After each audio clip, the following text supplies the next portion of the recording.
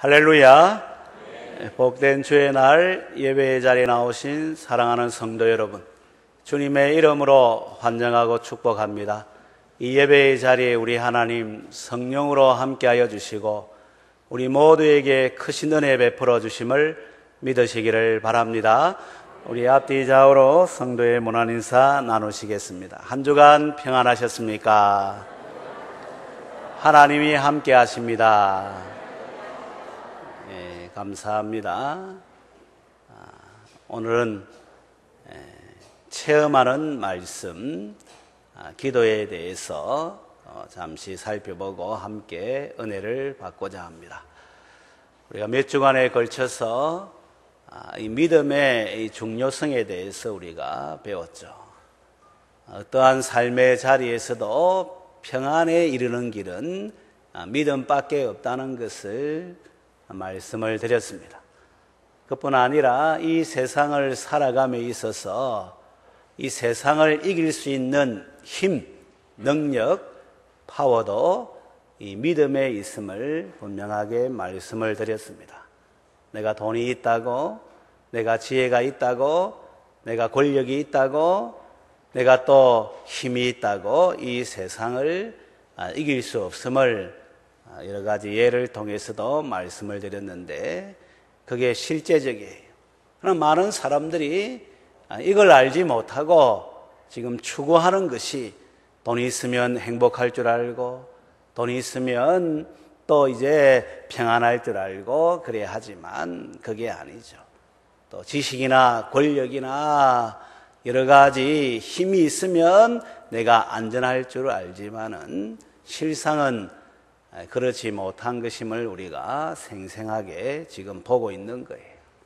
그래서 세상이 추구하는 가치를 따라 살아가는 것이 아니라 성도는 평안에 이르게 하고 세상을 능히 이기게 하는 이 믿음의 자리에 있어야 되는데 이 믿음은 그냥 가만히 있다고 생겨나는 것이 아니에요. 물론 이 믿음은 하나님의 선물이에요. 그래서 믿고 싶다고 믿어지는 것이 아니라 하나님이 은혜 주셔야지 믿을 수가 있는 것이죠. 에베소서 2장 8절에 너희는 그 은혜에 의하여 믿음으로 말미암아 구원을 받았으니 하는 말씀이 바로 이것을 이야기하는 거예요. 똑같은 말을 해도 어떤 사람은 믿어지는 거예요. 어떤 사람은 그게 반신반의한 거예요. 믿어지지가 않는 거예요. 그래서 이 세상에 믿는 사람이 있고 믿지 않는 사람이 이렇게 나누어져 있는 것을 우리가 볼 수가 있는데 그 믿는 사람하고 믿지 않는 사람하고 전혀 다를 바가 없어요. 똑같이 이 세상에 살고 있고 그런 가운데 지식도 경험도 그래 이제 가지고 있지만 믿음의 자리에서 보면 믿는 사람이 있고 믿지 않는 사람이 있는데 그 이유는 하나님의 은혜에 의해서 그 마음문이 열려야 되고 깨달아져야지 그 믿음의 자리에 이르게 됨을 이제 우리에게 가르쳐 주는 것이죠. 그래서 한번 따라하도록 하겠습니다. 믿음은 하나님의 선물입니다. 할렐루야. 그렇다고 해서 그냥 가만히 있는데 이 믿음이 나에게서 발생하고 이 믿음이 자라고 이 믿음을 이제 체험하는 이런 자리에 가게 되는 것은 아니에요. 그래서 우리가 이 믿음을 위한 이제 방편 3가지를 지금 우리가 말씀을 통해서 배우고 있는 것이죠. 그래서 로마서 10장 17절의 말씀을 통해서 믿음은 들음에서 나며 들음은 그리스도의 말씀으로 말미암았느니라 이렇게 분명하게 말씀하죠. 그래서 하나님의 말씀을 들을 때에 하나님의 은혜에 의해서 믿음의 역사가 시작되는 것이죠. 그래서 우리가 말씀을 부지런히 들어야 되는 것이죠. 듣는 것은 우리 삶의 경험을 통해서 보지만 한 80% 정도는 이제 까먹게 되죠. 그래서 반복적으로 들어야 될 필요가 있습니다만은 듣는 것보다 더 훨씬 강력하게 와 닿는 것은 보는 것이죠. 그렇지 않습니까? 여러분들이 듣는 거하고 보는 거하고 인상에 남는 것은 다를 거예요. 이걸 우리 하나님이 잘 알고 계셔서 성례를 제정하신 것이죠. 그래서 세례하면은 주님의 십자가를 생각하고 함께 죽고 주님의 부활을 생각하고 함께 살아나는 것을 이 성례를, 그중에서 세례를 통해서 보여주는 거예요. 또 이 성찬, 우리 주님께서 십자가에서 몸 찢고 피 흘리셔서 우리를 살리신 것을 분명하게 이제 보게 하는 것이죠. 그뿐 아니라 지금은 부활하셔서 성천하신 주님께서 하늘에서 천국 잔치를 딱 예비하셔서 그런 가운데 친히 자기의 몸을 이제 떼어서 자기 백성에게 먹이시는 것이죠. 우리는 땅에 있고 주님은 하늘에 있는데 이것이 어떻게 가능한가? 그게 바로 성령님의 역사인 것이죠. 그래서 성령으로 우리가 주님께서 주시는 그 몸을 지금 먹고 있는 것이죠. 그래서 성례를 통해서 특별히 세례와 성찬을 통해서 예수님을 이제 보는 것이, 그분이 하신 일을 분명하게 보는 것이고 바로 나를 위해서 하신 일인 것을 깨닫게 되는 것이죠. 그래서 칼빈 선생은 이 성찬에 대해서도 세례에 대해서, 세례는 자주 베풀어야 합니다. 성찬은 적어도 매주일 한 번 이상 실시해야 됩니다. 이렇게까지 말을 한 것이죠. 왜냐하면 주님의 이제 그 하신 일을 들을 뿐만 아니라 보게 되면 더 분명하게 믿음이 생겨나게 되고 또 믿음이 자라나게 되고 그런 가운데 이 믿음의 유익, 평안을 누리고 또 이 세상도 이기는 이런 자리에 갈 수 있기 때문에 그런 것이죠. 그런데 오늘은 이제 이 세 번째 이 기도에 대해서 우리가 살펴보는 거예요. 이 기도는 이 말씀을 구현하는 이런 자리에 있게 하는 것이죠. 이 말씀대로 살면은 순적하게 되고 형통하게 되고 가장 잘 되게 되는데 오늘 우리가 삶의 자리에서 말씀 들을 때는 맞습니다 고개를 끄덕이지만 그러나 실제 삶의 현장에 나아가게 되면 말씀은 두 번째가 되고 우리의 이제 경험이라든지 우리의 이성이라든지 이걸 가지고 문제를 해결하려고 하는 경우들이 허다하게 많지 않습니까? 그래서 늘 말씀하지만 그 수준에, 내 수준에 이제 머무는 이런 모습이 되는 것이죠. 아니 하나님을 섬긴다고 하나님이 내 안에 와 계신다고 하나님이 도와주신다고 하면 우리가 비록 이 땅을 살아가는 인생이지만 내 수준에서 살아야 되는 것이 아니라 능히 하나님의 수준에서 살아야 되는 것이죠.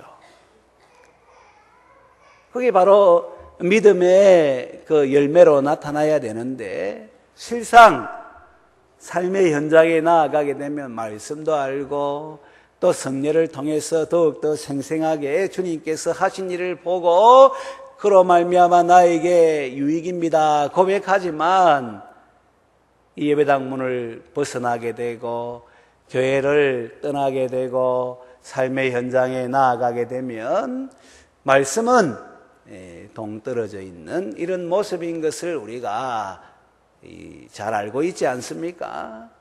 그 이유가 사실은 다른 데 있는 것이야. 오늘 그 이유를 지금 이제 보여주고 있는데 그것은 다른 것이 아니라 성도가 기도하지 않기 때문에 기도가 그 삶의 중심이 되지 않기 때문에 기도가 우선이지 않기 때문에 그 결과 우리의 삶이 알면서도 이 행하지 못하는 이런 자리에 있음을 성경은 분명하게 보여주고 있는 것이죠. 우리가 알다시피 마음에 생각하는 대로 말하게 되고 행동하게 돼 있어요. 그래서 내가 움직이는 그런 삶의 모습 보면은 지금 내가 무엇을 생각하고 있는가 하는 것을 분명하게 보여주는데, 이거보다 더 분명한 것은 바로 기도하는 것이, 내가 정말 무엇을 소원하고 있는가, 무엇을 구하고 있는가, 이걸 딱 보여주는 것이 기도하는 것인데, 그 기도의 내용이 우리의 삶을 인도하거든요. 목사님, 나는 기도하는데 새벽에도 기도하고 또 저녁에도 기도하고 식사 때도 기도하고 무슨 일을 만나면 기도하는데요. 그런데도 왜 내 삶은 여전히 불안하고 염려하고 세상의 방식으로 이 행하는 이런 모습입니까? 라고 이제 말할 수 있어요. 그러면은 기도는 하는데 그 기도가 하나님 중심의 기도가 아니고 내 중심의 기도 또는 이 종교적인 기도, 습관을 따라서 하는 종교적인 기도이기 때문에 그런 거예요. 그러나 정말 내 마음을 하나님 앞에 내어놓고 5분을 기도하든 10분을 기도하면 그 삶은 이제 변화가 되어 있고 그 삶은 하나님의 수준으로 살아가는 이런 삶으로 나아가게 되어 있죠. 그래서 기도가 아주 성도에게 있어서 중요한 은혜의 방편이고 믿음을 실제적인 삶에서 체험하는 아주 강력한 도구가 되는 것이죠. 사단은 성도라고 해서 무서워하지 않아요. 그러나 사단은 기도하는 성도면은 무서워합니다. 그 사람이 아이일지라도 나이가 이제 많이 들어서 힘이 없고 또 능력이 없는 이제 노인일지라도 상관없이 기도하는 성도는 무서워하게 돼 있어요. 왜냐하면 기도로 말미암아 한번 따라하도록 하겠습니다. 하나님께서 도우시기 때문입니다. 할렐루야. 그래서 이 기도가 실제적으로 중요한 거예요. 오늘 말씀은 이 히브리서 4장 14절 16절 말씀은 크게 보면은 1장부터 이제 내려오는 말씀의 이 결론이 되는 부분이에요. 1장부터 4장 이 앞부분까지의 말씀은 예수님이 천사보다 낫다. 예수님이 모세보다 낫다. 예수님이 아론보다 낫다. 예수님이 여호수아보다 낫다 하는 것을 지금 설명하고 있는 거예요.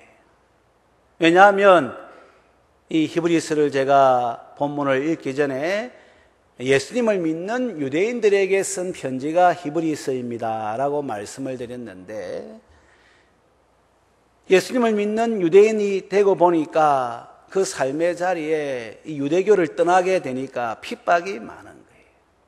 어려움이 많은 거예요. 이 실제적인 삶의 자리에서 좁은 길을 걸어가는 것이 이게 힘든 거예요. 그래서 이 가운데에서 다시금 유대교로 돌아가려 하는 사람들이 생긴 거예요. 그뿐 아니라 그냥 유대교하고 기독교하고 이 사이에서 타협하면서 그렇게 신앙생활 하려 하는 사람들도 있는 거예요. 이게 영적인 눈으로 바라볼 때에는, 진리의 기준을 가지고 바라볼 때에는 너무나도 위험한 것이고 위태한 것이니까 이 히브리서 편지를 쓴 사람은 누구인지 우리가 정확하게 알 수는 없어요. 종교개혁 전까지는 바울에 의해서 쓰여졌다 이렇게 생각을 하다가 인문주의의 이 발달로 인해서 성경을 원어를 가지고 분석하고 문맥적으로 분석하고 역사적으로 분석하고 하다 보니까 이 히브리서는 바울이 쓰기보다는 이 바나바가 쓰지 않았을까, 그렇게 이제 많은 사람들이 추정을 하고, 심지어 마르틴 루터 같은 경우는 이 히브리서는 이 성경에 나와 있는 안디옥에 있는 유대인으로서 성경에 정통한 아볼로가 쓰지 않았을까, 이렇게 추정을 하지만 정확하게 누구에 의해서 쓰여졌는지는 알 수가 없어요. 그러나 이 히브리서를 읽어보게 되면 유대교에도 정통할 뿐만 아니라, 그러나 복음에도 확실한 사람인 것을 분명하게 이제 알 수가 있는데, 그 사람에 의해서 다시금 기독교에서 유대교로 돌아가려 하는, 기독교와 유대교를 혼합해서 타협하려 하는 유대인들에게 그 길로 들어서지 말라고 쓴 편지가 히브리서예요. 그렇기 때문에 이제 이 저자가 이 편지를 쓰면서 예수님이 탁월한 분이다, 이분은 하나님이시고 하나님의 아들이시고 이제 말씀으로 만물을 창조하시고 붙드시고 죄를 정결케 하시는 일을 하셨다라는 것을 먼저 앞부분에서 딱 이야기를 하고, 이 예수님이 천사들보다 뛰어나다. 그 당시에 아마 천사들도 숭배하는 이런 이 사람들이 있었나 봐요. 오늘날도 천주교는 이 천사에 대해서도 이제 이 공력을 의지하려 하는 이런 그런 모습인 것을 우리가 보지 않나요? 그래서 수호 천사도 이야기하고 그런 말 하는데, 성경에 수호 천사는 있어요. 있지만은, 그러나 히브리서 1장에 딱 보게 되면 이 천사는 어떤 존재인가, 우리 한번 찾아서 읽어볼까요? 히브리서 1장 14절. 이 말씀, 진리가 우리를 자유하게 하고 진리가 우리를 이제 분명하게 하는데, 히브리서 1장 14절 말씀 다 같이 읽도록 하겠습니다. 시작. 모든 천사들은 섬기는 영으로서 구원받을 상속자들을 위하여 섬기라고 보내심이 아니냐. 아멘. 그러니까 천사가, 우리가 천사를 숭배해야 되는 것이 아니라 천사가 우리를, 하나님의 자녀인 우리를 돕기 위해서 하나님이 보낸 심부름꾼이라는 것을 분명하게 말씀하고 있죠. 그러니 이 예수님은 천사들보다 훨씬 더 뛰어난 분이죠. 모세도 이야기해요. 모세는 하나님의 집에서 사환으로서, 종으로서 충성했지만 예수님은 아들로서 충성했으니까 예수님이 훨씬 더 이제 높다는 것을 분명하게 말씀하죠. 그래서 우리 한번 볼까요? 히브리서 3장 2절부터 3절까지 같이 한번 읽도록 하겠습니다. 시작. 그는 자기를 세우신 이에게 신실하시기를 모세가 하나님의 온 집에서 한 것과 같이 하셨으니, 그는 모세보다 더욱 영광을 받을 만한 것이 마치 집 지은 자가 그 집보다 더욱 존귀함 같으니라. 아멘. 그래서 5절에 또한 모세는 장래에 말할 것을 정언하기 위하여 하나님의 온 집에서 종으로서 신실하였고, 그리스도는 하나님의 집을 맡은 아들로서 그와 같이 하셨으니, 이 말씀하는 거예요. 그러니까 이스라엘 백성들이 모세를 위대한 선지자라 생각하지만 예수님이 모세보다 더 위대하다는 거예요. 그리고 아론, 대제사장이지 않습니까? 아론보다 더 위대한 제사장이 바로 예수님이시라는 것을 말씀하죠. 그리고 여호수아, 가나안 땅에 들어가게 한 사람이 여호수아인데, 그러나 가나안 땅에 들어갔지만 그 자리에서 안식한 것도 아니고 그 자리에 다 들어간 것도 아니에요. 그래서 예수님은 진정한 안식을 주시는 분으로서 그렇게 묘사하면서 예수님께서 천사보다, 모세보다, 아론보다, 여호수아보다 더욱더 뛰어나신 분이시기 때문에 이 예수님을 믿는 믿음 가운데에서 타협하거나 돌아서지 말라고 그렇게 히브리서 기자가 말씀하고 있는 것이죠. 그런 가운데 이제 3장, 4장을 보게 되면 이 사람들이 안식의 자리에 들어가야 되는데 안식의 자리에 못 들어가고 광야에서 죽은 사람들이 있어요. 우리 하나님은 천지를 창조하시고 제7일에 안식하셨고 이 안식이 파괴되었을 때에 다시금 안식을 주기 위해서 그 아들 예수님을 보내셨는데 그럼에도 불구하고 이 안식에 들어가지 못할 자가 있는데 이 3장, 4장을 읽어보게 되면 그들이 믿음으로 말씀을 듣지 아니하고 말씀에 순종하지 않았기 때문에 결국에는 안식에 들어가지 못했다 하는 것을 분명하게 말씀하죠. 그래서 히브리서 3장 19절 말씀 한번 읽어보도록 하겠습니다. 다 같이 읽습니다. 시작. 이로보건대 그들이 믿지 아니하므로 능히 들어가지 못한 것이라. 아멘. 그러니까 믿지 아니하기 때문에 들어가지 못한 것이라 이래 말씀하고 18절에는 또 하나님이 누구에게 맹세하사 그의 안식에 들어오지 못하리라 하셨느냐? 그 순종하지 아니하던 자들에게가 아니냐. 그러니까 순종하지 아니하는 자가 바로 믿지 아니하는 자고 이들이 안식에 들어가지 못했다는 거예요.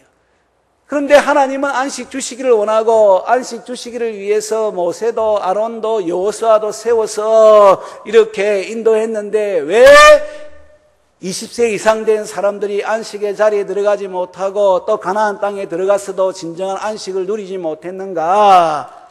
그 이유는 그들이 말씀에 순종하지 아니했는데 그래서 11절 4장 11절 한번 봅시다. 11절 말씀 다 같이 읽습니다. 시작. 그러므로 우리가 저 안식에 들어가기를 힘쓸지니 이는 누구든지 저 순종하지 아니하는 본에 빠지지 않게 하려 함이라. 아멘. 그래서 안식에 들어가도록 힘써야 되는데 그 들어가려면 순종해야 되는데 어떻게 순종하느냐? 우리가 연약하기 때문에 우리가 또 어떻게 보면은 이 완고하기 때문에 참으로 하나님 말씀을 들어도 그렇게 하지 못할 경우가 많아서 그렇게 되면은 결국에는 안식에 못 들어가게 되는 이런 모습이 되는데 어떻게 하면 안식에 들어가느냐? 그걸 보여주기 위해서 결론 부분에 우리 본문 4장 14절 16절을 말씀하는 거예요. 그러니까 우리가 이 성경을 읽어보게 되면 딱 그 부분만 떼어서 읽어보게 되면 정확한 의미를 알 수가 없어요. 그러나 앞에서부터 쫙 보게 되면 아하!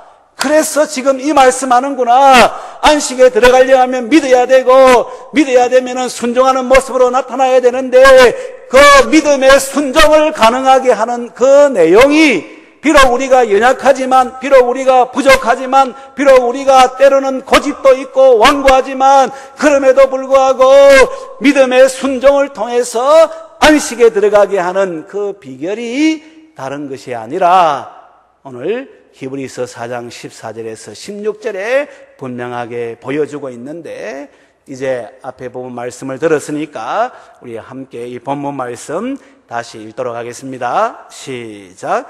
그러므로 우리에게 큰 대제사장이 계시니 성천하시니 곧 하나님의 아들 예수시라. 우리가 믿는 도리를 굳게 잡을지어다. 우리에게 있는 대제사장은 우리의 연약함을 동정하지 못하실 이가 아니요 모든 일에 우리와 똑같이 시험을 받으시니로되 죄는 없으시니라. 그러므로 우리는 긍휼하심을 받고 때를 따라 돕는 은혜를 얻기 위하여 은혜의 보좌 앞에 담대히 나아갈 것이니라. 아멘. 천사보다 모세보다 아론보다 여호수아보다 더 뛰어나신 예수님, 이분은 성천하셔서 자비로운 대제사장이신데 우리의 연약함을 다 알고 있다는 거예요. 우리의 부족함을 다 알고 우리의 형편처지를 다 알고 있다는 그런 분이 우리를 위해서 이 땅에서 십자가 지시고 다시 살아나시고 부활 승천하셔서 하나님 보좌 우편에서 전적으로 우리를 위해서 기도하고 있으니까 지금 그 하나님의 이 보좌는 우리에게는 이제 은혜의 보좌고 예수님 때문에 이제 우리가 언제든지 나아갈 수가 있는데 우리의 연약에도, 우리의 부족에도, 우리의 허물에도, 우리의 이 한계에도 불구하고 주님께로 나아가게 되면 16절에 딱 나와 있지 않습니까? 그러므로 우리는 긍휼하심을 받고 때를 따라 돕는 은혜를 얻기 위하여 은혜의 보좌 앞에 담대히 나아갈 것이니라. 뭘 말합니까? 언제든지 이제는 주님 앞에 나아가면은 우리의 연약과 부족과 한계에도 불구하고 긍휼을 입는다는 것을 분명하게 말씀하죠. 그뿐만 아니라 때를 따라 맞춤씩 도와주심으로 능히 그 문제를, 그 어려움을 이겨내는 가운데 믿음의 순종을 통해서 안식의 자리에 나아갈 수 있도록 그래 해 주시겠다는 것을 분명하게 우리에게 말씀해 주고 있는 거예요. 그래서 여러분, 기도는 성도에게서 얼마나 강력한 무기, 도구가 되는지 몰라요. 기도하면은 하나님의 긍휼하심을 경험하게 돼요. 기도하면은 언제든지 때에 맞는 하나님의 도우심을 입는 가운데 능히 그 문제를 이기며 나아갈 수 있는 그런 사람이 되는 거예요.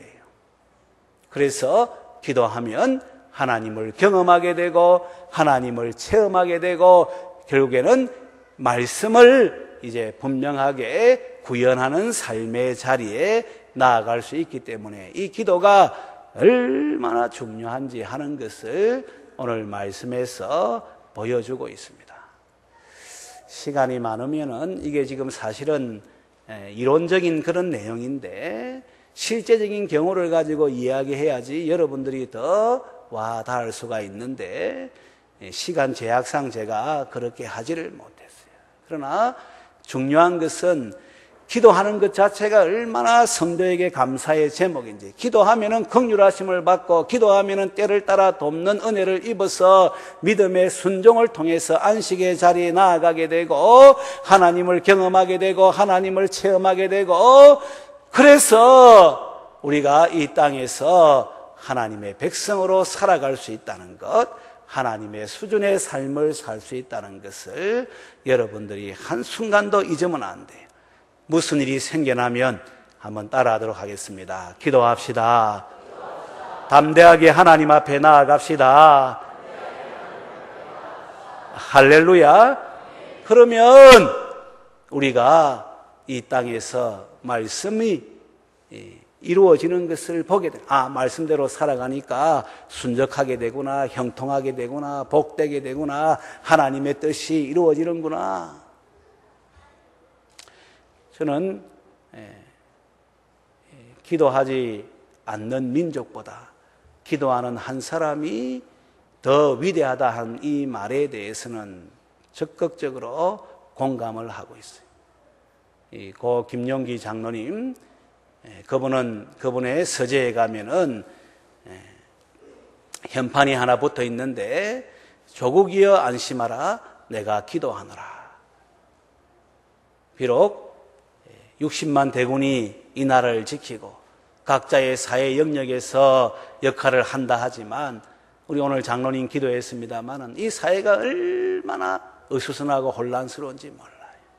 그러나 하나님이 도와주시면 이 나라 이 민족은 안전하게 되는 것이고 새롭게 되는 것이고 하나님의 뜻을 위해서 쓰임받는 복된 나라가 된다는 것은 두말할 것도 없죠. 누구를 통해서 이런 일이 일어나는 것입니까? 기도하는 한 사람, 기도하는 성도, 기도하는 교회, 기도하는 그런 사람들을 통해서 이와 같은 하나님의 역사가 일어나는 것을 분명하게 믿는 것이 성도의 모습일진데 이 땅을 살아감에 있어서 이런저런 문제가 조금 더 문제가 되는 것이 아니죠. 그래서 체험하는 말씀인 기도에 더욱더 힘쓰는 우리 성도들 되고 감사의 제목과 또 우리 하나님의 일하심을 보는 가운데에서 주께 영광 돌리고 이 땅에 주의 나라와 의를 위해 살아갈 수 있는 우리 모든 성도들 되시기를 주님의 이름으로 축원합니다.